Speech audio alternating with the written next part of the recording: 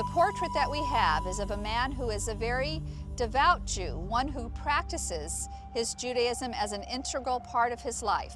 He goes on pilgrimage, he circumcises a child on the 8th day, he pays the redemption price of the firstborn. These are pious, observant Jews. And he is also a skilled artisan. He is a person who has a trade as a builder. The word in Greek is tekton. It means that he's a builder. The other thing we know about Joseph is that he disappears off the scene quite early in the narrative. The last time we hear about him is when Jesus is 12 and the family goes up to Jerusalem for the Passover feast. Many have suggested that Joseph was quite older than Mary, perhaps a widower, with children from a first marriage, who became Jesus' stepbrothers. This would account for, of course, the presence of the brothers and sisters in Scripture, and also for the fact that life wasn't always easy. There was tension in this family.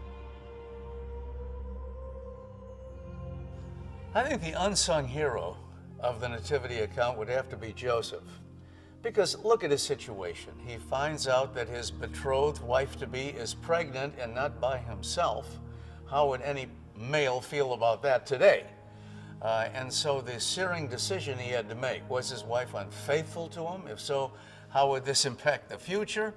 Should he divorce her? In fact, that was the normal thing to do, only he would do it privately so that Mary wouldn't have to pay the penalty of an adulteress and be stoned to death. And so I think ethically Joseph made the right decision. He wanted to privately abandon the plans for marriage rather than making a public spectacle of his wife and perhaps have her stoned for adultery. But then, of course, came the supernatural intervention in a dream, which is, of course, one of the ways by which God communicated in the Old and New Testament. And he was told, indeed, the blessed circumstances of this particular conception. And then faithfully, he, just like Mary, was obedient to the divine will, protected the Holy Family after the birth of Jesus.